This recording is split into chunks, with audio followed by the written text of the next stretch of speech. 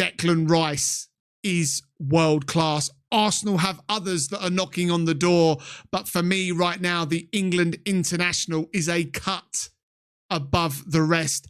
Arsenal impressive yesterday for me in that 2-0 win against Burnley at Turf Moor. And if you're a numbers man and you believe numbers win you leagues, then 2004 is the last time Arsenal won the Premier League. That is 5 straight wins in the Premier League, 7 clean sheets in a row as well. And you've got to go back to the 28th of September, the last time Arsenal conceded a goal. They are 7 points clear of their nearest rivals. Yes, they've played a game more. 12th goal of the season from set pieces. That is the most, and other teams are so far behind the 8 ball as it stands to try to catch what Arsenal are doing. It is total dominance from a footballing perspective for what Mikel Arteta has created.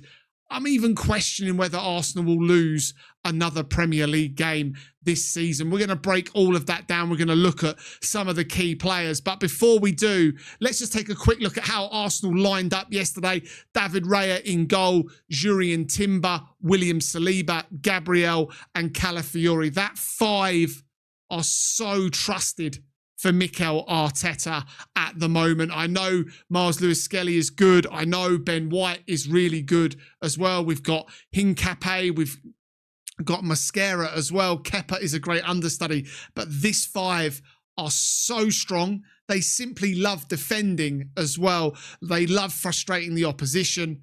But they like getting forward. They like being dangerous in the opposition box. But first and foremost, that back 4 is second to none in world football at the moment. Midfield 3 of Eze, Zubamendi, and that man Declan Rice. He was the star man yesterday as well for Arsenal. Saka on the right, Gyokeres up top, got himself a goal. We'll break that down in a moment as well. And Leandro Trossard, trusted all season by Arteta, out on the left-hand side again for Arsenal. And as I said, total dominance, an impressive display. And yes, we opened the scoring on 14 minutes through a set piece, but the football was more fluid, and people questioning whether Arsenal can win the league playing this brand of football, maintain it all season. Bet your bottom dollar that they can.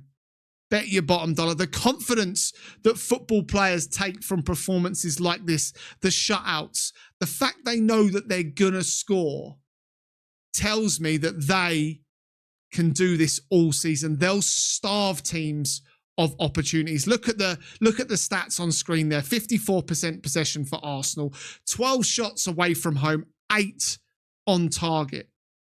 8 of those on target. Look at the opposition, Burnley, 3 shots at home, none on target.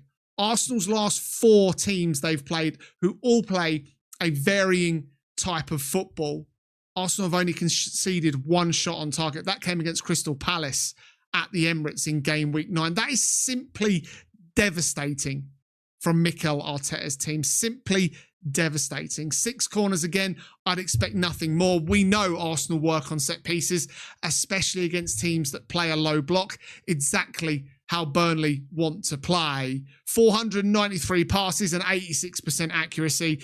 It's consistent from Arsenal week in, week out. Not scared to tackle either, obviously drawing a few fouls along the way. But Mikel Arteta in his post-match was simply delighted by what he saw from his Arsenal team. He is waxing lyrical, I'm sure, in the dressing rooms, and it's about keeping them hungry right now. They've got difficult games to come, but they've gone through a really, really tough start to the season and come out with flying colours. It is an A-star Arsenal right now. Talked about Declan Rice. We'll come to him in the moment. I want to talk about Viktor Gyökeres as well. He got Arsenal into the lead, a header, poaching again. I talked about that in the review of Arsenal last week, reacting to that game win over Crystal Palace. I talked about the fact that he's now got to get himself amongst the goals in the Premier League. He's done that, gotten himself a header that, you know, Dubravka had absolutely no chance. But once again, Declan Rice with the corner, Gabrielle up from the back and assist again. If he doesn't score, then he assists. Is there a better centre-half in world football? He is knocking on the door of world-class as well for me. I know people talk about the fact that Saliba is a Rolls Royce of a centre-half, but Gabrielle is deadly, deadly. He'd be my captain for Arsenal at the moment as well. So strong. But it's Declan Rice. Declan Rice is controlling the tempo of what Arsenal do. And if we bring his stats up on screen as well and look at his performance, yes, they played all 90 minutes against Burnley, an 8.7 out of 10. Got himself a goal, played his part in that first goal as well. 2 key passes, 6 crosses, 2 of those accurate, 69 passes. I think that's 7 assists and 3 goals in all competitions for Declan Rice this season as well. He's simply phenomenal. He is so important to what Arsenal are trying to do. And if we go and look at what SofaScore have got, we've got the heat map up on screen here. Look at where Declan Rice positions himself. He is everywhere from an Arsenal perspective. If I was to be critical, I'd like to see him a little bit more in the box. Look what happened when he scored Arsenal's second before half-time. A chip come cross from Leandro Trossard. Declan Rice powers that ball into the net with his head. I want to see more from Declan Rice. Yes, we know he's got up levels. Yes, he's getting himself more assists as well, but I want to see more goals. I believe it's in his locker. I remember when he was signed by Arsenal, Graham Souness criticised him, felt he was more of a 6 than he is an 8. He's starting to show now that he is an 8 for Arsenal, a true number 8 as well. He's instrumental to what they do. Let's go down, look at some of these. As I said, he got himself the goal, expected 0.24 in the XG. Do I believe a lot about XGs? Well, if you go and look at Timber and Calafiori, they're in the 2s for XGs for getting themselves amongst the goals. They're dangerous. I'm not a lover of XG. I think it's changed football massively, but it's a stat there as well. Is expected to get nearly, half an assist a game as well at the moment. Read into that what you will. 2 key passes, I mentioned that a moment ago. 91% accuracy on those key passes as well. And it's, inside the opposition, 77% accuracy for his passes inside that. 100% in his own half. He's not giving the ball away in his own half, not putting that defence under any trouble. It's also showing at 32 passes there as well. He's coming in to receive it from his defenders as well. And look, he can knock a ball long if needed to. Long ball football is very much back as well. 94 touches. He's instrumental, as I said, in what Arsenal are trying to do. Not scared to tackle, showing that he's still got that number 6 about him as well. 4 clearances, 3 interceptions, doing the dirty work when needed. That's going to be vital in tougher games than what we've seen against Burnley here as well. Wins his duels both on the ground and in the air. It's a seriously strong performance, an 8.8. SofaScore gave Declan Rice. Another player I want to look at as well is Gabrielle.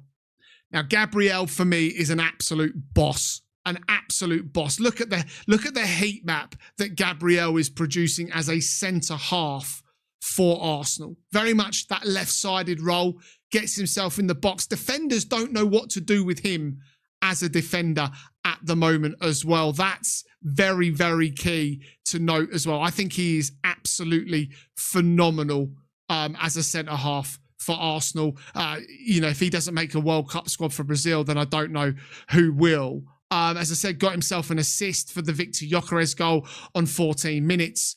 He's winning his duels. He's winning his interceptions. He's bossing it for Arsenal. He is pivotal for me as well to how Saliba plays football. Look at his passes, 55 of his 59 accurate.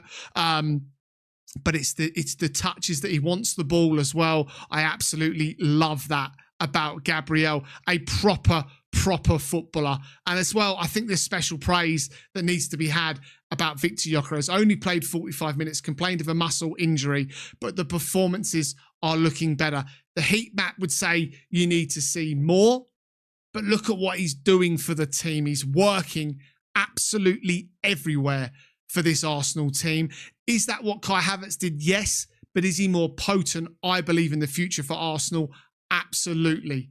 Let's hope the injury's not bad. Let's see those goals continue to flourish. He's certainly trying. If we break this down even more from a, from a shots perspective, only one shot, obviously getting himself in and around as well. Passes, big chances created, 2 from Viktor Gyökeres yesterday as well. So there's some positives to that. But look, I want to see more from Viktor Gyökeres. I do. But the momentum is going in the right direction. The confidence will continue to come. And I don't think it will be too long until you see Viktor Gyökeres scoring. Maybe not every week, but I certainly think at least 1 in every 3 games for Arsenal. Is that enough? Let me know your thoughts down in the comments as well.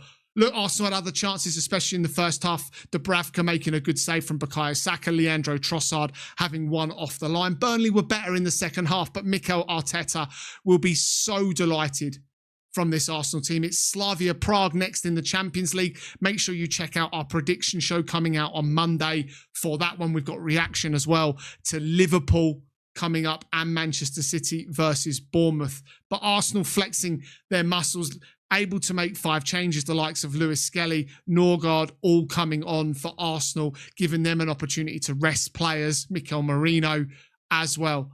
Arsenal have got some great options. We know about the squad depth. Can they maintain this? I genuinely believe they can. If you haven't done so already, guys, do me a huge favour. Drop a like on this video. Make sure you get yourselves in the comments. Tell me about Arsenal 2, Burnley 0, your thoughts and reactions to that game. And if you haven't done so already, please, please, please drop a subscribe to the Footy Social Club. I'll see you on the next one. Thanks for watching.